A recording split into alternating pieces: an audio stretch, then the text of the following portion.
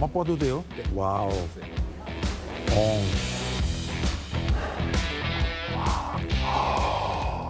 와, 색깔이 조금 노란색이에요.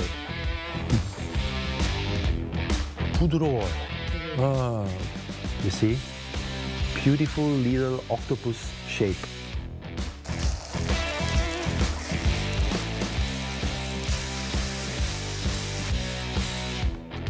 Yes. Perfect.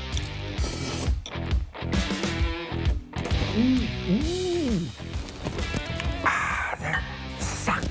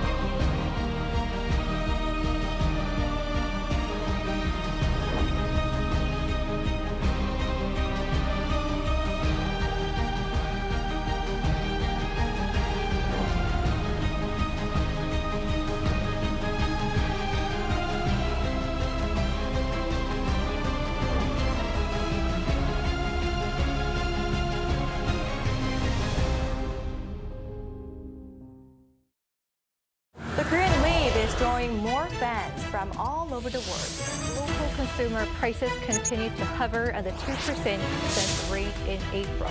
Turning to robots to allow the visually impaired the chance to better indulge in cultural experiences. Like this number of hybrid cars are registered in South Korea has surpassed 2 million with this locally developed Yuri rocket.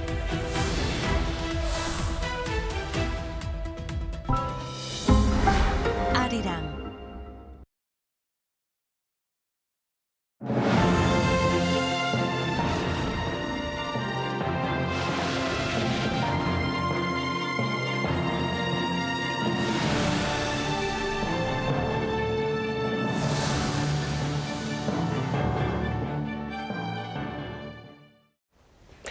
Hello and welcome to the Daily Report for this Monday, May 11th here in Seoul. I'm Min San-hee. US President Donald Trump has rebuked Iran's response to the recent US proposal to halt hostilities in the Middle East as utterly unacceptable. The rebuke was posted on his social media platform this past Sunday afternoon. Our Park Jun-han starts us off. U.S. President Donald Trump has dismissed Iran's response to a proposal by Washington to end the war as totally unacceptable. Taking to social media on Sunday, Trump said he had reviewed the response from Iran's representatives and expressed his clear disapproval. According to reports from Iranian state media, Tehran sent a counterproposal through Pakistani mediators, which included several high-stakes demands. Those are believed to include the payment of war reparations by the United States, full Iranian sovereignty over the Strait of Hormuz, an immediate end to all sanctions, and the release of seized Iranian assets. While a ceasefire agreed last month largely remains in place, U.S. Ambassador to the United Nations Mike Waltz said a diplomatic resolution to end the war is being pursued, with Trump giving diplomacy every chance. Speaking to ABC News on Sunday, Waltz said it remains the president's decision to determine what constitutes a ceasefire violation, when to resume hostilities, or when to take a diplomatic route. Waltz also pointed to mounting economic pressure on Tehran, saying the U.S. naval blockade has effectively crippled Iranian shipping in and out of the country. Adding to this pressure, in an interview on the news magazine show Full Measure released Sunday, Trump said that combat operations may not be entirely over. He noted that while Iran is defeated, the U.S. could still carry out strikes for 2 more weeks to hit remaining targets, claiming that approximately 70% of intended objectives have been completed so far. Diplomatic channels remain open through mediators in Pakistan, though no new dates for high-level talks have been announced. 박준환, Arirang News. Meanwhile, authorities here have confirmed that a cargo carrier operated by South Korea suffered an external strike in the Strait of Hormuz that led to an explosion and ensuing fire. Foreign Affairs correspondent Oh Soo-young has the latest. It was not an accident, but an attack that set a Korean container ship ablaze near the Strait of Hormuz, though the source of the strike remains unidentified. Foreign Ministry spokesperson Pagus said Sunday that the vessel, the HMM Namu, was struck by 2 unidentified flying objects while anchored near the United Arab Emirates. The objects hit the ship last Monday at around 3:30 p.m. local time in 2 strikes about 1 minute apart, causing flames and smoke on board. The outer hull on the port-side stern was damaged across a width of about 5 meters, with the impact extending about 7 meters into the vessel. CCTV captured the objects and engine debris has been recovered from the scene. But further analysis is needed to identify the exact type, size and origin of the projectiles. Further investigation is required, with the source of the attack also unknown. The government will thoroughly determine the cause of the incident and work to prevent a recurrence, including through international cooperation and all possible measures to ensure the safety of Korean nationals. It is also reviewing participation in U.S.-led initiatives, including the Maritime Freedom Construct. U.S. President Donald Trump has accused Iran of firing on the Korean-operated ship, urging Seoul to join his Project Freedom plan to reopen the Strait of Hormuz. Iran's embassy in Seoul has denied any involvement. On Sunday evening, Iranian ambassador Saeed Kuzechi was seen arriving at the Foreign Ministry. Park said the ambassador was to meet First Vice Foreign Minister Park Geun-ju, with Seoul set to explain its preliminary findings to Tehran.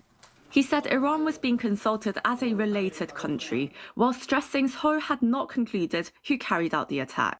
The Panama-flagged ship, operated by South Korean shipping firm HMM, was among the vessels stranded in the Strait of Hormuz during the Middle East conflict. There were 24 crew members on board, including 6 Koreans, with no injuries or casualties reported. The Blue House said earlier Sunday that a 7-member on-site investigation team in Dubai had completed its fieldwork. A National Security Council meeting was held the same afternoon with relevant ministries in attendance to discuss the vessel. Oh Soo-young, Arirang News. And in related news, National Security Advisor Wee Sung-lak has condemned the strike on the South Korean-operated container ship in the Strait of Hormuz last Monday. Now, speaking to reporters on this Monday, he asserted that any attack against a commercial vessel cannot be allowed nor justified. He also spoke of Seoul's efforts to join the international initiative to ensure freedom of navigation in the critical waterway. On the broader diplomatic front, the Trump administration has confirmed this week's planned trip to Beijing by President Donald Trump for a summit with his Chinese counterpart Xi Jinping on Thursday. Our Lee Seung-jae reports. The White House announced Sunday that U.S. President Donald Trump and Chinese President Xi Jinping will hold a summit meeting in Beijing on Thursday. It will be the first face-to-face meeting between the two leaders in about 6 months since they met in Busan last October. Security issues surrounding Iran and Russia are expected to dominate the talks. The Trump administration believes China has indirectly supported both countries through trade, dual-use goods, and exports tied to military and industrial sectors. Senior U.S. officials say Trump is expected to press China on those concerns, especially after Washington recently imposed sanctions connected to Iran and Russia-related trade activities. Economic issues are also expected to be a major factor. The two sides are likely to discuss the creation of new U.S.-China trade and investment committees aimed at managing bilateral disputes and expanding cooperation. Possible agreements in aviation, agriculture, energy, and space are also expected to be on the agenda. The U.S. president is expected to arrive in Beijing on Wednesday evening and hold multiple meetings with President Xi over 2 days, including a state dinner and working lunch. Meanwhile, U.S. Treasury Secretary Scott Bessent is expected to visit Seoul this week before traveling to China. During his one-day visit, Bessent is expected to meet South Korean Finance Minister Koo Yoon-chul to discuss foreign exchange markets and broader economic cooperation. Lee Seung-jae, Arirang News. On the security front, Defense Minister An Gyu-baek is in the U.S. for talks with his counterpart there about the timeline for the transfer of wartime operational control from the U.S. to South Korea. Our defense correspondent Kim Bo-kyung reports. South Korea's Defense Minister An Gyu-baek arrived in Washington, D.C. on Sunday local time for talks with his U.S. counterpart Pete Hegseth. In his first visit to the U.S. since taking office in July last year, An is expected to stay for 4 days and 3 nights before returning to South Korea on Wednesday. The two defense chiefs are slated to have talks on Monday morning at Pentagon, with key items expected to include the transfer of wartime operational control from Washington to Seoul. Regarding the OPCON transfer, An said that South Korea has been preparing for the transition systematically, stably, and consistently, underlining that speeding up the transfer process should not pose a major problem. He added that finalizing our target year for the transfer at this year's Security Consultative Meeting would also be one of the key issues to discuss during the visit. The Lee Jae-myung administration has been aiming to complete the transition before President Lee's 5-year term ends in 2030, with a reported target for 2028, while General Xavier Bronson of the U.S. Forces Korea had recently said the first quarter of 2029 was the target time frame for meeting the conditions. When it comes to the negotiations on South Korea's nuclear-powered submarine ambitions, An showed confidence that talks could begin before the end of the first half of the year. He said he intends to strengthen cooperation between the two countries to bring the matter to fruition. The two sides may also discuss cooperation to restore freedom of navigation through the Strait of Hormuz. Kim Bo-kyung, Arirang News.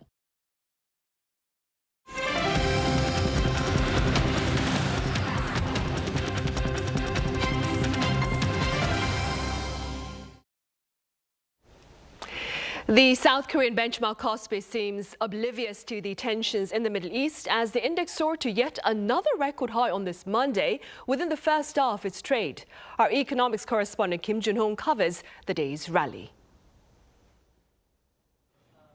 Chip heavyweights powered the KOSPI to yet another record close Monday, with the benchmark index ending 4.32% higher at 7,822.24. Just 3 trading days after breaking through 7,000 for the first time, the index is already nearing 8,000, with strong buying momentum triggering a buy-side sidecar shortly after opening. Powered by the rally, Korea's total stock market capitalization topped 7,000 trillion won, approximately $4.7 trillion for the first time ever Monday. The market's rapid climb came just 8 trading days after it first surpassed 6,000 trillion won. The country's 2 chip giants once again dominated the rally, making up roughly 4/5 of the KOSPI's gains. Samsung Electronics rose 6.3%, while SK Hynix surged 11.5%. Monday's rally followed growing optimism for memory chip stocks in overseas markets over the weekend.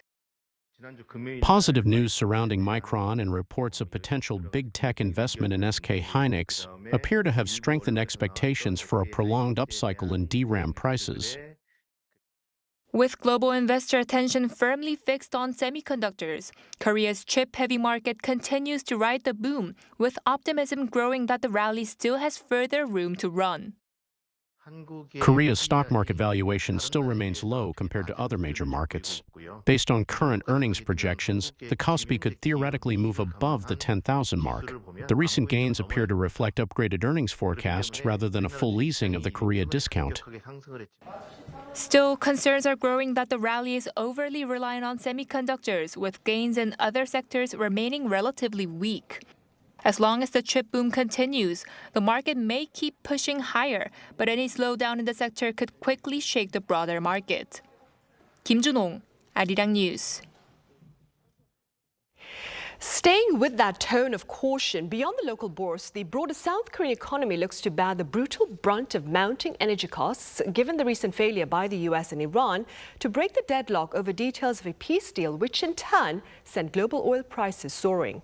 Our correspondent Kim Do-yeon reports. Korea is facing severe inflationary threats as global oil prices surge amid the ongoing conflict in the Middle East. As of early Monday for Korea, Brent crude was trading at around $105 per barrel, while Dubai crude was trading at $97 a barrel. The sustained geopolitical tension has left critical waterways like the Strait of Hormuz effectively paralyzed, severely disrupting global energy supply chains. The physical blockade of shipping routes is hitting the Korean economy harder than a conventional supply shortage.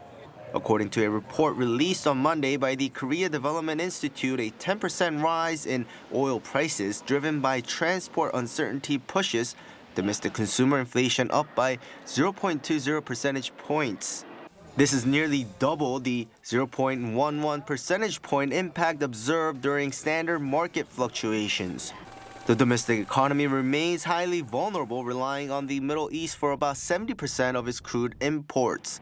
The KDI warns that if Dubai crude sustains an average of $105 a barrel, South Korea could see consumer inflation rise by 1.6 percentage points this year. Under this prolonged high price scenario, the inflationary impact would persist, potentially adding 1.8 percentage points to consumer prices in 2027. The economic effects are not limited to petroleum products. The KDI emphasizes that transport-driven oil shocks demonstrate higher persistence, spilling over into core inflation by raising costs for non-petroleum industrial goods and services.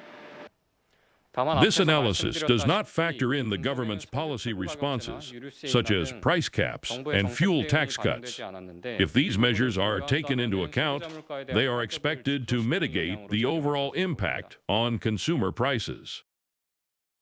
While the government's recent fuel tax cuts and price caps have provided a temporary buffer, long-term price stability remains tightly linked to the resolution of the Middle East crisis. Kim Do-yeon, Arirang News. And South Korea is launching a second round of cash handouts to help Korean citizens hit hard by soaring fuel prices amid the Middle East unrest. The handouts target the bottom 70% of income earners, who account for roughly 36 million people.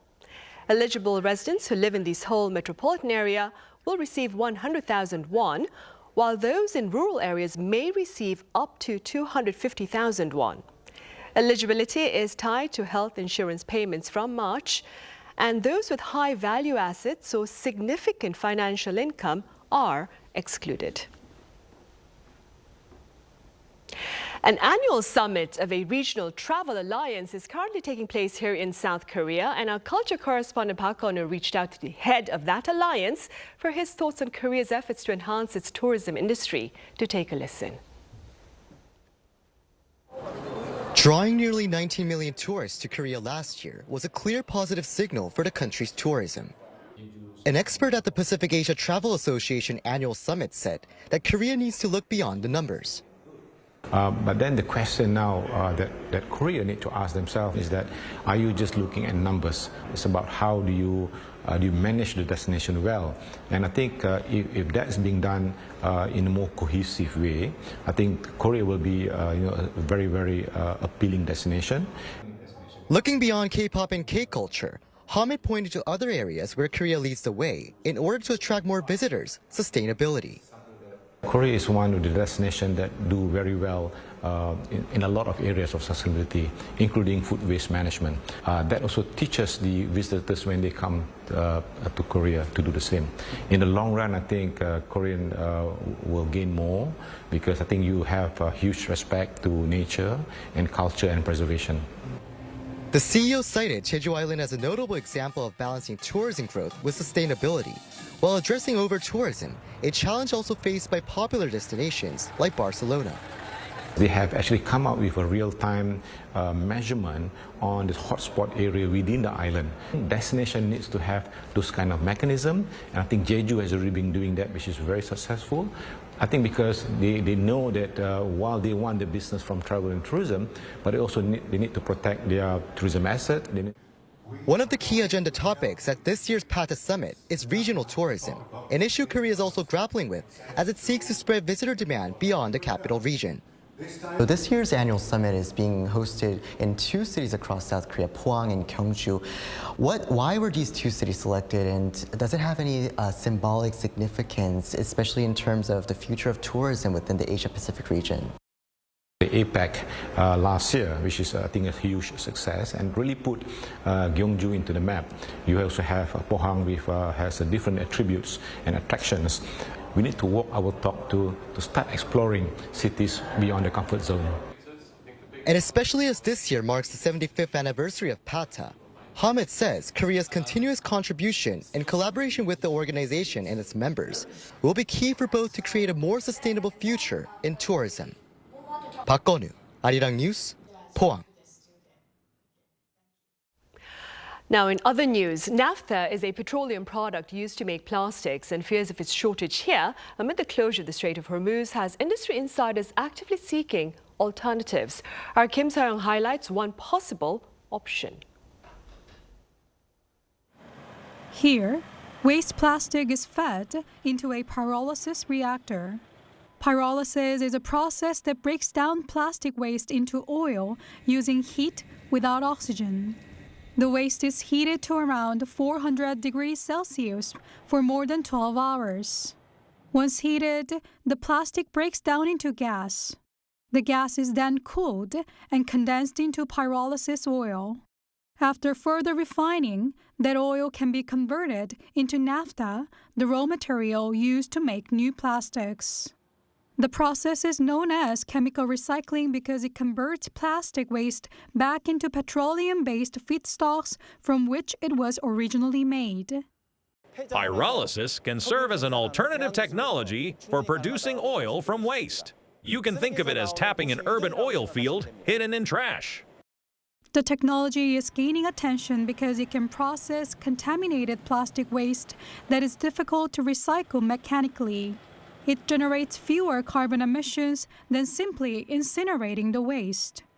Once the refined material is turned back into naphtha, it can be used again to manufacture plastic products, enabling closed-loop recycling. But despite those advantages, the industry remains in its early stages. Last year, South Korea's pyrolysis oil producers generated a combined 47,000 tons. Output has been rising steadily, but that amount is still equivalent to only about 3 days of domestic naphtha supply.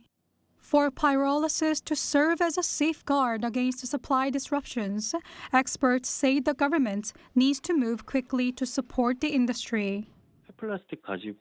Turning waste plastic back into naphtha can strengthen a circular economy. That is why some government incentive is necessary. One of the biggest challenges in expanding pyrolysis is securing enough usable plastic waste. But if a stable supply can be secured, the technology could play a much bigger role in the future. Kim Seong, Arirang News.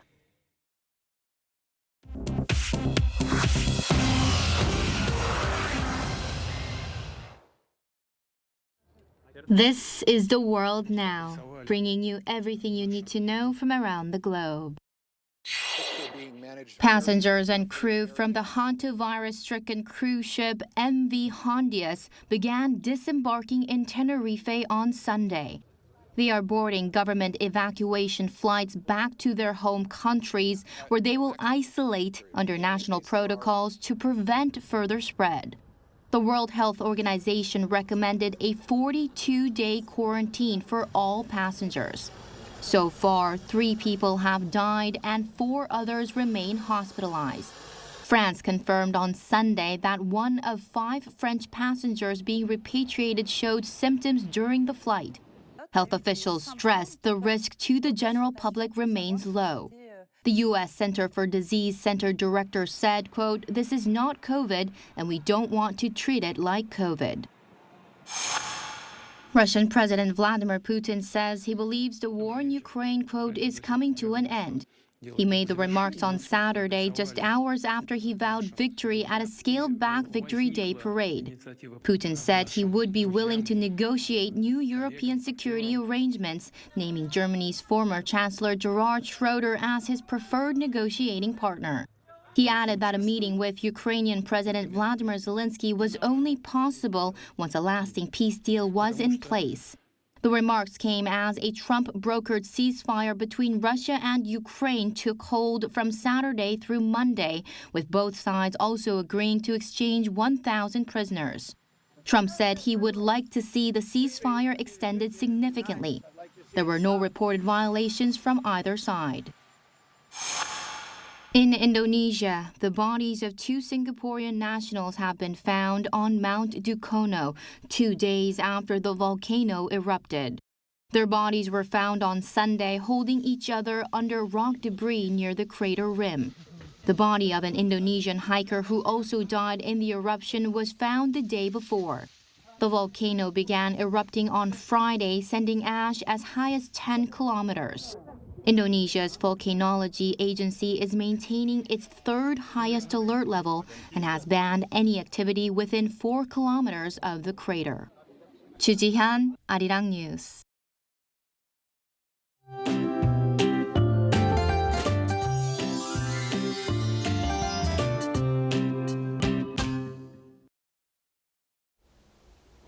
After a bright and pleasant weekend, there's rain across most parts of the country today. By early tomorrow morning, the rain will spread to Jeollanam-do province and Jeju Island. While it'll mostly ease by tomorrow afternoon, showers may linger into the evening in Gyeongsangnam-do province and Jeju Island. As for expected rainfall, up to 60 millimeters is forecast for the Jeollado provinces. Seoul, Incheon, and northern Gyeonggi-do province are expected to receive around 10 millimeters. As the rain moves through, some areas may also see lightning and hail, so please take extra care. Tomorrow, Seoul will start the day at 15 degrees Celsius, Chuncheon at 14 degrees, Jeju at 16 degrees. Then by the afternoon, Seoul will get up to 22 degrees. Chuncheon, Daegu, Gyeongju will all top out at 22 degrees. After the rain moves out, temperatures will start to climb again. And by the end of the week, daytime highs will reach up to 30 degrees.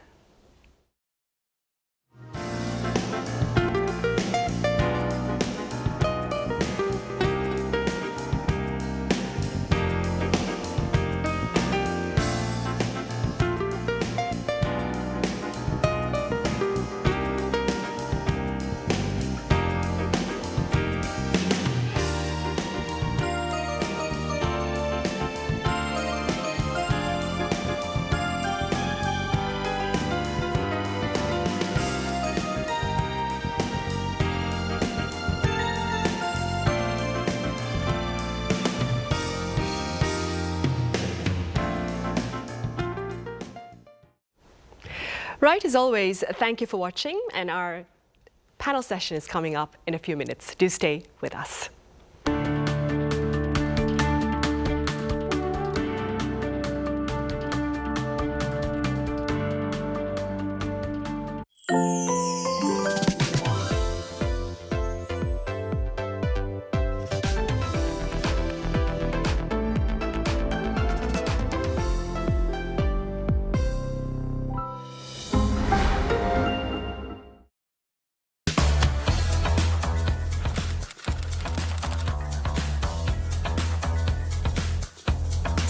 Set the facts straight. Get Korea right. K-culture is sweeping the globe. K-pop, K-drama, K-movie, K-food, and even K-beauty. Korean cultural content is gaining more and more fans worldwide. It's indeed the golden age of K-culture. But with this growing interest comes an increase in misinformation about Korea. There's so much inaccurate information out there. Even AI can sometimes get it wrong. So, we must set things straight and correct all the misinformation. So here's the plan.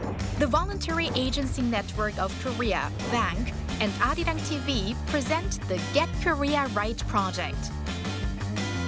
Our goal is to provide accurate information on important keywords that come to mind when we think of Korea. Blatant errors and false claims that distort history. It's time to set the record straight, sharing the true history and culture of Korea while raising the national brand. Let's get started with Get Korea Right. Are you ready to join?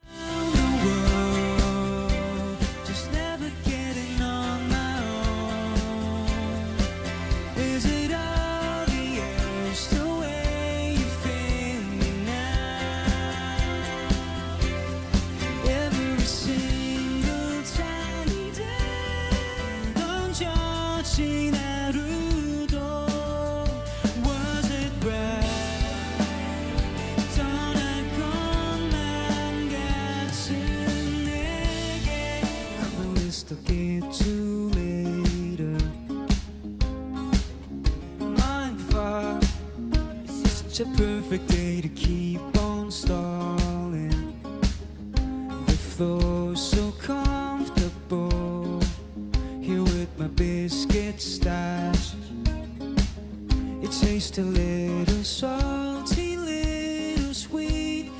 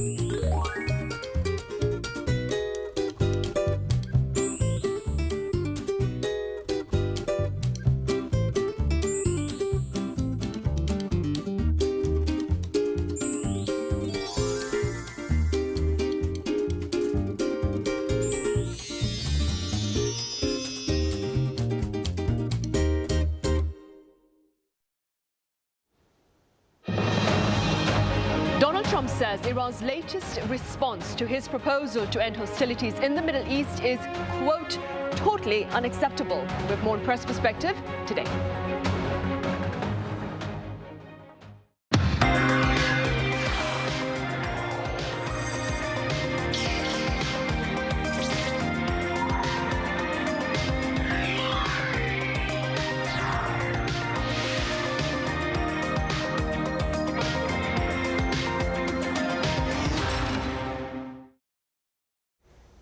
Hope your work week is off to a good start. It's Monday, May 11th here in Seoul, and you're watching Press Perspective. Now, prospects of a deal to halt hostilities between Washington and Tehran are looking dull, as Iran's response to a recent one-page proposal by the U.S. has been rejected by Donald Trump. For more on this, our freelance journalist Yang Chen-hao from Taiwan here in the studio. Chen-hao, hope you had a great weekend. Hello, glad to be here with another chaotic day and week of Iran and United States. Indeed, indeed. I also have Chloe Bognon with French broadcaster France 24 with us. Chloe, it's great to have you here. Hello, thank you for having me. Chen-hao, we start with you. So let's begin with the latest regarding prospects for a peace deal between the U.S. and Iran. So Iran has responded, as I mentioned, to the peace proposal by Mr. Trump. What did Iran say? So last Friday, Iran's foreign ministry just revealed that it was reviewing a United States proposed framework for ending the conflict.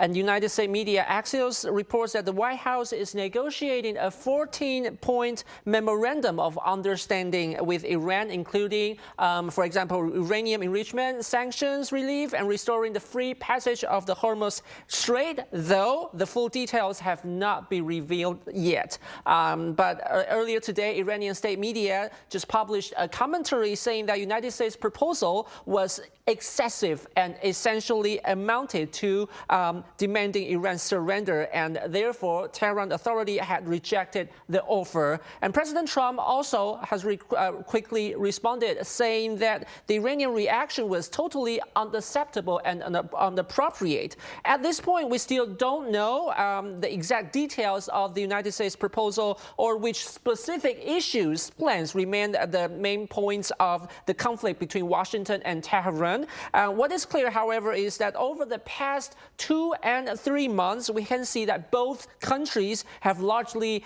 been talking past each other and trading accusations, and the two sides have never been able to reach any agree to the conditions for a ceasefire. And as we just mentioned earlier, that the United States wanted Iran to halt Iranian enrichment and reopen the Strait of Hormuz, while Iran demands that the United States stop attacking on Iran and Lebanon as well, and lift the sanction. But neither side has accepted the other's conditions, and as the conflict drags on, both countries now appear stuck in a stalemate. The United States initially eliminated several top Iranian leaders and key military and intelligence officials, but has not carried out any larger-scale operations since then. And Iran, meanwhile, continues launching airstrikes against United States allied countries such as UAE or Israel in the region, but has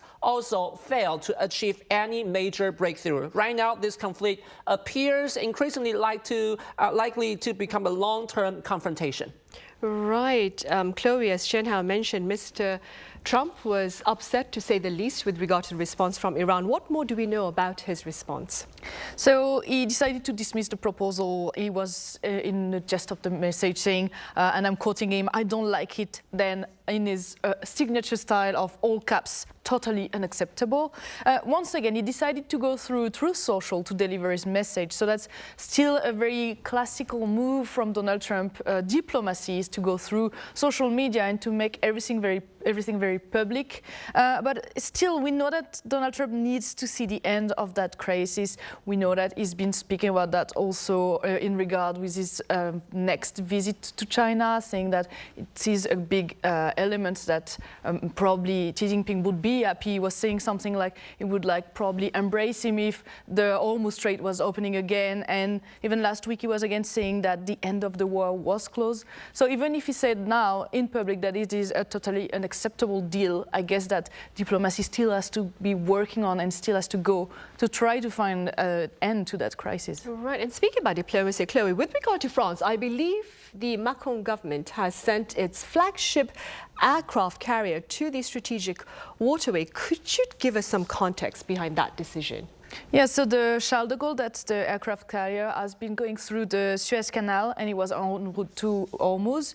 So there was some critique from Iran that obviously was thinking that it might be a military move, and that was kind of criticizing a possible involvement from France. But according to political media Politico, it actually might be on its way to protect French ships because there's been one ship that was struck last week, I think. And also that was a Maltese flag pavilion, but still was from a French company with French employees on board. And Emmanuel Macron has said that France was not planning any naval deployment, but only a security mission that would be coordinated with Iran. So nothing on the side of engaging on some of the programs dealt from the United States, mostly protecting the French ships that are currently stranded in the Hormuz Strait. Sorry, it's also linked to, obviously, the background is the UK and French-led plan to pacify and regulate the Strait area once a ceasefire will be reached between Iran and the United States, and that's the position that those countries have decided to take against what was Donald Trump was asking of them months ago, asking countries like France and the UK or even South Korea to join him on his war mission or pacification of the Hormuz Strait by force. Those countries have been reacting, saying that they prefer to wait and help both countries in the end when everything will be settled. And this is something that's also been, South Korea is also part of it. Lee Jae-myung last month was part of a 49 countries meeting, and he said at the time that South Korea will do substantial contribution to the project.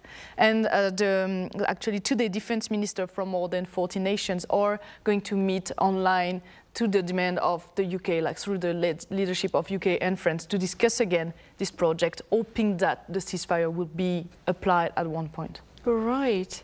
Jenna, with regard to the US's Asian partners like Taiwan and South Korea, Mr. Trump's announcement of a troop withdrawal from Germany has led to some concern. Now, more recently, U.S. Secretary of State Marco Rubio has downplayed the potential withdrawal of American troops from Germany. What exactly did he say? What are the prospects of an American troop withdrawal from Germany? So the key issue here is that after the United States launched strikes and take real actions on Iran territory, and indeed NATO did not actively provide strong support to Washington, and that reportedly left President Trump deeply frustrated. And as a result, the United States very quickly announced plans to reduce its troop presence in Germany, and that has raised concerns over whether the United States could eventually scale back its military presence in Europe more broadly. And if that really happens, NATO could face much greater difficulty dealing with potential Russian expansion or security threats in the future. And over the past few days, as I just mentioned, Secretary of the State Marco Rubio relayed President Trump's frustration, and while also trying to reassure the allies that the situation may not be as serious as feared. Secretary Rubio said the number of troops involved is less than 14% of total United States forces stationed there, and this has actually been part of a long-standing plan. And in reality, it would simply return troop levels to where they were in 2022, and claiming that NATO has already had plans for periodic force realignments within the alliances. And he also explained that if one of the main reasons that the United States remains in NATO is to maintain forces in Europe that can respond to unexpected crises elsewhere, and if that rationale no longer applies to some NATO members, then that becomes an issue that needs to be reviewed. However, that final decision still rests with President Trump. So far, he hasn't made any definitive call. Right. Meanwhile, back in the Middle East, Chloe, despite the presence of a ceasefire between the U.S. and Iran, and of course efforts to seek a deal between these two countries, there have been reports of hostile fire between their militaries. What's the latest on that front? Yeah, so as Chenna was explaining in his first answer, there's been quite a few moments of tensions. But if we just go back to this weekend, so the very recent elements, on Friday, the United States strikes 2 Iranian tankers in the Gulf of of Oman. And what they were saying is they were accusing them of challenging the US blockades of Iran ports. So what's happened is because the Strait of Hormuz is closed, the United States have decided that then Iran should also suffer the toll of it, and they have been asking for a blockade of their ports. The shots were fired by the Iranian marine in answers, according to Iranian medias. And then on Saturday, in answer to that attack, Iranian Islamic Revolutionary Guards have threatened to target the United States sites in the Middle East, especially if its tankers were again to come under fire. So that was kind of a cautionary call there. But still, I mean, the US have still proposed to extend the truce to be able to reach an agreement on the ceasefire. So I feel like those exchange of fires and those tensions rising are still not jeopardizing the whole ceasefire at the moment, the whole truce at least at the moment, and the peace agreement that could come from there is not going to be jeopardized by those elements, probably more by the more general diplomatic. Right.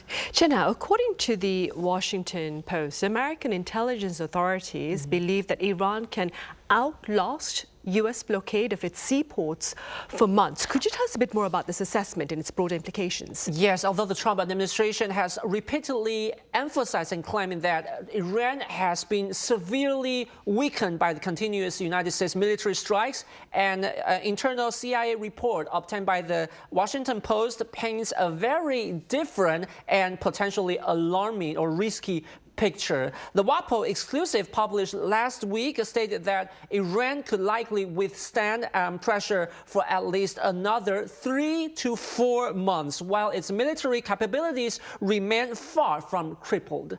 And according to the report, Iran still retains around 70% of its pre-war missile stockpile, along with roughly 75% of its mobile missile launchers. And United States officials reportedly believe that Tehran has reactivated most of its underground storage facilities, repaired some of damaged missiles, and continues assembling new ones. And despite the U.S.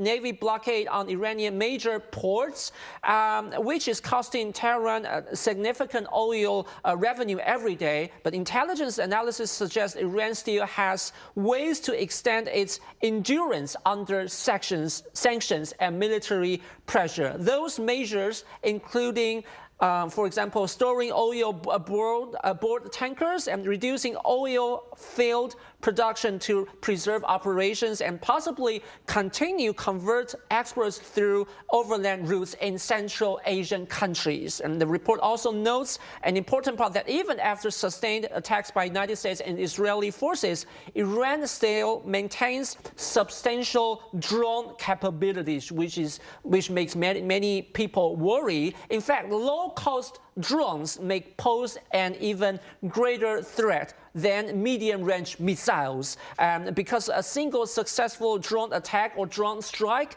on a commercial vessel could cause insurance companies to stop covering the oil tankers, potentially disrupting the global energy transportation.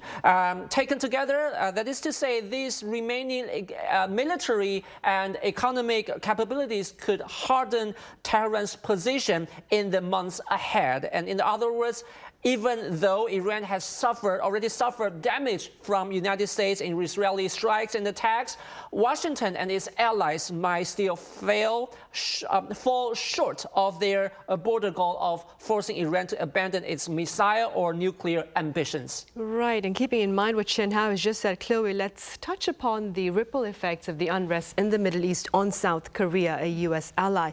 An oil tanker that passed through the Strait of Hormuz, I believe in mid-April, arrived here in South Korea last Friday. Could you tell us a bit about this particular arrival and the related shortages here in South Korea with regard to energy supplies? Yeah, so the Malta flagship, that is actually part of a South Korean company, arrived on Friday. They were saying that they were going to start using the oil that was through there immediately, but it would take a few days. So it was carrying 1 million barrels of crude oil, which for us might sound like a very big amount of oil, but actually it's the equivalent of 35 to 50% of a daily South Korean consumption of crude oil. So it's just one ship, and we still have a few more that need to get through for Korea to start breathing again and be sure that the crisis will be behind us. But it's important to note that South Korea is very dependent on the Hormuz Straits for its crude oil. 60% of it's going through there, and 50% of the naphtha, that is one of the derivatives from the petroleum that's used to make plastic. And so the effects are not felt. We've discussed that also here. Of some countries here in Asia have been feeling the effects way stronger than South Korea, but it's still on everyday life. We can feel it a little bit. Like there's been incentive for people to try to be careful with the electricity at home, to make some small steps. So if everyone is making some small steps, we can try to preserve the energy a little bit. There's been alternate car ban for the public servant, but the idea was also that it could be implied for the private companies as well, making it that on a few days, like 1 day per week, you can't take your car to go to work, so you have to kind of find alternative and go through public transportation or with a colleague or something. And then the government response has been quite in a different areas of ideas. So the first thing was for consumers, and it's probably one of the most felt one for the people, is that there's a protection to try to protect the people against the rising costs, like the cost gaps on gas, so that if you go to the gas station and get your refill, you are feeling a bit less the effect than in other countries where there's no cap. And so where all the producers are just rising the prices to meet the demand and the offer.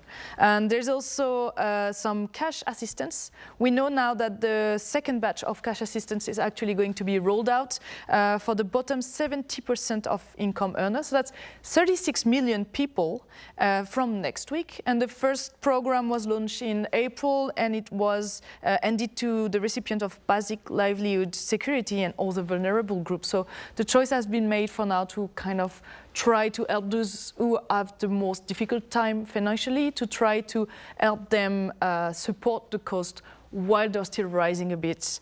And there's also asked the refiners to use, for example, the naphtha only for domestic use rather than international use. So kind of doing it so that South Korea can try and hold up until the crisis is gone, but there was also obviously developing alternative routes, knowing that now there's kind of a pinpoint on even if there is a ceasefire and even if peace is coming back, could Iran decide that the blockade of Hormuz Strait is actually a very good way of getting a shockhold on the rest of the world? So there's been other countries in the Middle East or in Kazakhstan, for example, that have been approached by the government in the recent weeks. And so, for example, 270 million barrels have been secured of crude oil until the end of the year, and they will be coming to South Korea through other way rather than the Hormuz Strait. Right.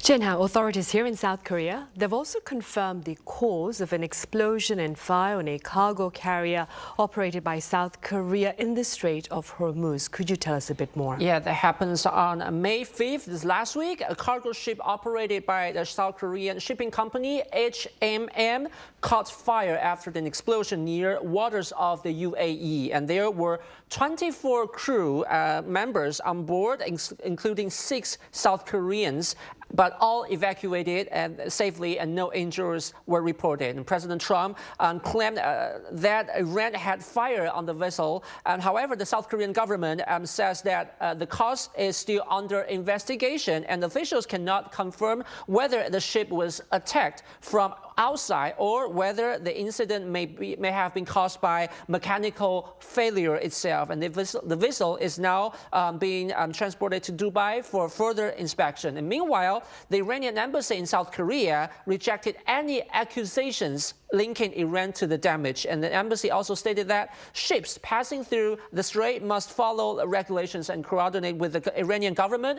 warning that if those procedures are ignored, then unexpected incidents could occur and the parties involved would bear responsibility themselves. In South Korea, as we can see, that the media here and the public opinions largely view this as pressure from the Trump administration aimed at pushing Seoul to support United States military operations against Iran. In the past, when progressive President Roh Moo-hyun first took office in 2003, the United States invaded Iraq, and his administration decided to send a non-combat troop, about 3,000 people, in support of the mission. But this time, we can see that President Lee Jae-myung has not responded actively, instead showing an only far more cautious and evasive approach. And the United States wants its allies, including South Korea and other countries, to help share the risk, and is also asking Seoul to choose a role, a side. And Washington has previously even criticized South Korea for not doing enough to support the United States, saying that United States forces Korea are carrying significant risks while Seoul is avoiding taking on additional responsibilities. And at the same time, Iran remains a very important energy supplier, and South Korea appears reluctant to damage relations with Tehran. And there are also concerns that joining the conflict for South Korea itself could trigger major international backlash and further destabilize the domestic economic situation. Right. Chloe, as Chen Hao just mentioned, authorities, of course, have yet to confirm whether it was Iran indeed that launched an external strike against the ship, against the cargo vessel. But according to the most latest reports, I believe, we have confirmed that it was an external strike that started the fire. But Mr. Trump, for his part, as Chen Hao mentioned, has maintained that the attack was by Iran, and he called on South Korea to join his Project Freedom operation. Do tell us very briefly why that particular operation was halted after 36 hours. Yeah, so the Project Freedom is now imposed, and according to NBC News that got sources from two United States officials, it's actually because Saudi Arabia, that's one of the US ally, has been angered by the project and by not being told in advance and consulted on it. So they just apparently decided to block access to their military bases and to airspace to the United States fighters that will be involved with the Project Freedom. So obviously that kind of put an end to all those projects. For now, there's been call between Donald Trump and the Saudi Crown Prince Mohammed bin Salman, but there's no agreement that were reached for now. So that project had to be kind of put on hold until they finally reach an agreement and see together what should be done. Right, indeed. So Project Freedom, for now, remains halted. All right, I'm afraid that's all the time we have. Chloe, as always, thank you so much for your time and your thoughts. Thank you. Chen Hao, thank you very much for your insights. Thank you. Right, that ends Monday's edition of Press Perspective. Thank you for watching. Be sure to join us again same time tomorrow for a session on K-cafes and more.